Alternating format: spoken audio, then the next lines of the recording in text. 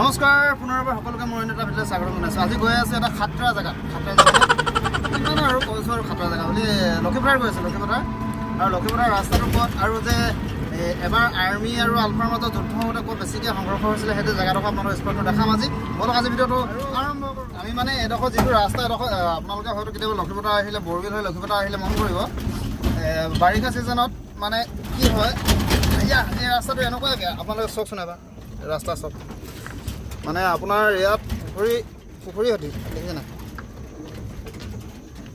দেখিছে আকৌ দেখিছে এইটো অৱস্থা নাই। সেই টমটম আহি আছে দেখিছে নাই খলং বগলং সেই এডোখৰ পৰা ভাল এডোখৰ দেখিছে নাই এই টমটমখন আগত দেখাই আছোঁ বোলক।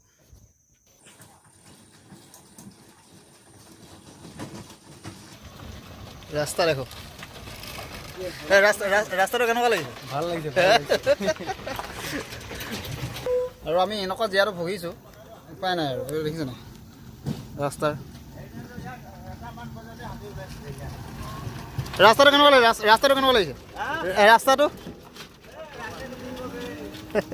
দেখিছে নাই চবে কেনেকুৱা আৰু এনেকুৱা মানে খেলটো কি এইপিনৰ ৰিজাৰ্ভ মোৰ মাজেদি ৰাস্তাটো আছে আৰু এডোখৰ ৰাস্তাটো বেয়া আৰু এইফালে হ'ল হাতী ওলোৱা প্ৰতি ছাইডত এইফালৰ পৰা দেখিছে এই ছাইডৰ পৰা দেখিছে নহয় এইটো এনেকৈ কৰি এনেকৈ এইফালে হাতী ওলাই ইয়াত আহি পিনে মানে এনেকুৱা অৱস্থা কাকনো কম ককা চবৰে দাড়ি চুলি পকা দেই। ফাইনেলি ভাল ৰাস্তাটো পালোঁ আহি পিনে আৰু ইয়াৰ পিছত এইটোৱে ৰাস্তা আছিলে লক্ষীপথাৰলৈ যোৱা আপোনাৰ বালিজান তিনিআলি হৈ আহিলেও পাব। এতিয়া বেছি সময় নাই আৰু অলপ সময় পিছতে হাতী ওলাব ইয়াত সেইকাৰণে পটাপট যাওঁ মোৰ ভাড়া এটা আছে ভাড়াত লৈ আহোঁ। দেখতে বাতি চাওঁ তোমাৰে লৈ যোৱা আজি তোমাৰি বাটেৰে। আমি আহি পালোঁ এই ডাঙৰীয়া থান। এখন ডাঙৰীয়া থান দেখিছে যে এই ডাঙৰীয়া আৰু আপোনালোকে কেতিয়াবা আহিলে ডাঙৰীয়া থানখনত সেৱা এটা কৰি যাব। এনেকুৱা আহি আছোঁ গৈ আছোঁ আৰু যে আপোনালোকক কৈছিলোঁ যিটো আলফা আৰু আৰ্মিৰ মাজত যে এবাৰ সংঘৰ্ষ হৈছিল লক্ষীপথাৰ ৰিজাৰ্ভ বুলি ক'লে আটাইতকৈ চবেই জানে সকলো কথা। যদি নাই পোৱা আপোনালোকে গুগলত চাৰ্চ কৰিলেও পাব। ইয়াত আছিলে মেইন জেগাটো ইয়াত আছিলে ইয়াৰ টাৰ্ণিং আছিলে টাৰ্ণিং সেইফালৰ পৰা আৰ্মি গাড়ীখন আহি আছিলে আৰু এইটো ছাইডে এম্বছ কৰি আছিলে বোলে ইয়াতে মাৰিলে কিমান 11টা নে কিমান আৰ্মি মৃত্যু হৈছিলে তাৰপৰা আলফা কিমানজন হৈছিলে বোলে। এইডোখৰ এটা আটাইতকৈ ডাঙৰ জেগা আছিলে এইডোখৰ।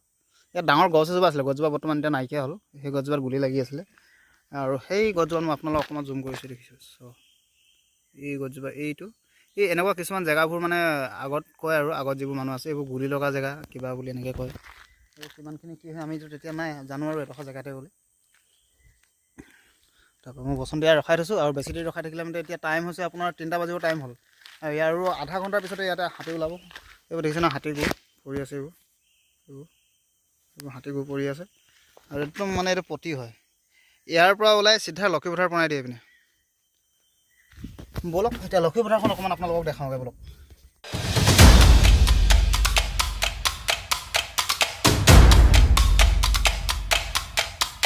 ইয়াৰ পৰা আৰম্ভ হয় লক্ষীপথাৰ গাঁওখন আৰু এইটো চাইডে আপুনি ৰাইট চাইডে গুচি গ'লে পাবগৈ আপুনি টিংৰাই হাবিৰ মাজে ৰাইট চাইডে টিংৰাই যাব এইটো শ্বৰ্টকাট ৰাস্তা আৰু নহ'লে এয়া লক্ষীপথাৰ সোমাইছোঁ আৰু গাঁও। আপোনালোকে এটা কথা মন কৰিবচোন বলক ৰাস্তাটো যিমান ধুনীয়াকৈ নহওক কিন্তু আপুনি ইয়াত ঠেকেচ এটা খাবই কেলৈ বাৰু কথাটো জনাবচোন আপোনালোক খুব নাজানে। আৰু এইখিনিতে লক্ষীপথাৰ কোনে চাই আছে জনাবচোন লক্ষীপথাৰ কি কাৰণে বিখ্যাত আৰু লক্ষীপথাৰ নামটো কি কাৰণে পালে? লক্ষীপথাৰ নামটো আচলতে এনেই পোৱা নাই। পথাৰখনৰ ইমান ধুনীয়া ধান হয় মানে আপোনালোকে সঁচাকৈ মানে আহিলে মানে মনটো এটা ভাল লাগি যাব। আৰু লক্ষীপথাৰ মানে পথাৰখন বহুত ডাঙৰ এৰিয়া ইয়াত ইয়াৰ পৰা ৰাস্তাত গৈ আছে আগত যদি অকণমান সুবিধা হয় অকণমান দেখাবলৈ চেষ্টা কৰিম আপোনালোকে চাই থাকক। ৰাস্তাতে একদম এলচেচন কুকুৰ 3টা হৈ আছে গোটেই। আচ্ছা আপোনালোকে এটা বস্তু চাওকচোন এখন গাঁও আৰু এখন ৰিজাৰ্ভখন এই ৰাস্তাটোৰ সমাজতে আছে। এইফালে ওলাই ডাঙৰীয়া এইজনে আপোনাৰ হাতী ওলাই বাঘো ওলাই গৰু ছাগলী লৈ যায় গাঁৱৰ পৰা দেখিছেনে। ধানৰ মুঠি চাব দেই ধানৰ মুঠি পথাৰত দেখিছে নাই ধানৰ মুঠি কিমান ধুনীয়া হৈছে। এটা দাই আছে আহি আছে ধুনীয়াকৈ লঘে পথাৰখন আৰু এইখিনি মানে অকণমান শ্বৰ্ট জেগাত মই ইপিনে সোমাই যদি বেছিকৈ দেখাব পাৰিলোঁ আৰু দেখিছেনে আগত আগত যে আছে যিখিনি এইখিনি পাহাৰ বহুত দূৰত আছে এই পাহাৰখিনি সেয়াৰ পৰা ইয়ালৈকে গোটেইখিনি মানে ধান আৰু এইখন অলপ বিল টাইপৰ আৰু সেই ইয়াত বগলীখিনি কি ধুনীয়াকৈ পৰি চৰি আছে দেখিছে সেইখিনি বগলীখিনি ধুনীয়াকৈ আৰু ইয়াৰ লগতে আজি ভিডিঅ'টো চাইনিং অফ কৰোঁ যিহেতু বহুত দীঘলীয়া হৈ আছে ঠিক আছে চাইনিং অফ